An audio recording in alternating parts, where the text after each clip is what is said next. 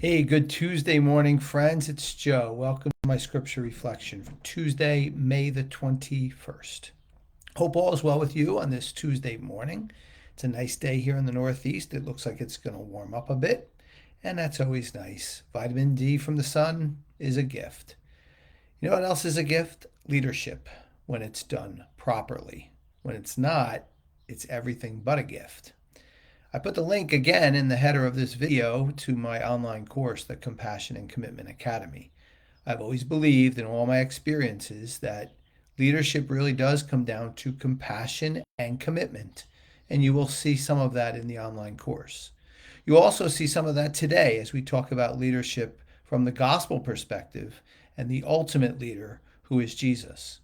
So I'm going to ask you to quiet your minds and hearts as we prepare to hear that gospel, which is from St. Mark, chapter 9, verses 30 to 37.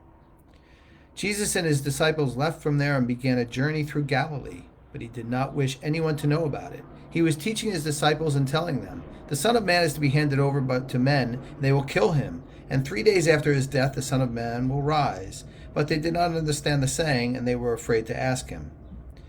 They came to Capernaum, and once inside the house, he began to ask them, "What are you going to arguing about on the way?" But they remained silent, for they had been discussing among themselves on the way who was the greatest. Then he sat down, called the 12, and said to them, "If anyone wishes to be first, he shall be last of all, and the servant of all." Taking a child, he placed in their midst, and putting his arm around it, he said to them, "Whoever receives one child such as this in my name receives me, and whoever receives me receives not me, but the one who sent me." As in every gospel, there's a lot to unpack there, but let's start from the beginning. The beginning, Jesus lays out his truth and his mission in life, which was pretty hard to accept. His death was coming. That was his mission given to him by God, and he accepted his responsibility right there and never wavered from it. This is something we all need to look at in our life, especially those of us who undertake leadership positions. We have to know that no, we're not going to be put to death, or chances are we're not. But it's not going to be enjoyable either. There's going to be a lot of stress and strife that comes along. When that happens, we need to remain steadfast to our mission. We need to not waver off of it. We need to not finger point. We need to remain loyal to our responsibility as a leader. There is much going on right now, right around me, right around this world. And I feel this gospel is timely because those in leadership positions must take heed of this important point. And then Jesus says, what are you discussing? And they said, well, who's the greatest? And he says, well, the greatest is going to be the servant. Now, this is something, although I didn't do everything perfectly, I will tell you I took great pride in. And I think this is an interpretation of that part of the gospel. You make sure you pave the way as a leader for those that work with you to do their responsibilities. And when they do, and you're able to push aside all the distractions, all the things that don't matter, they receive the credit as they should. Your job is just to push away what's not as important, what gets in their way. And the only time you step in as a servant then is when things go wrong. When things go right, the responsibility sits with you. The credit goes to those who you work with. Just like those apostles and disciples of Jesus, he gave them the credit. But when things don't go well, you, the leader, takes the responsibility, and you remain steadfast to that, and you remain accountable to that responsibility, for it is ultimately very important to do so.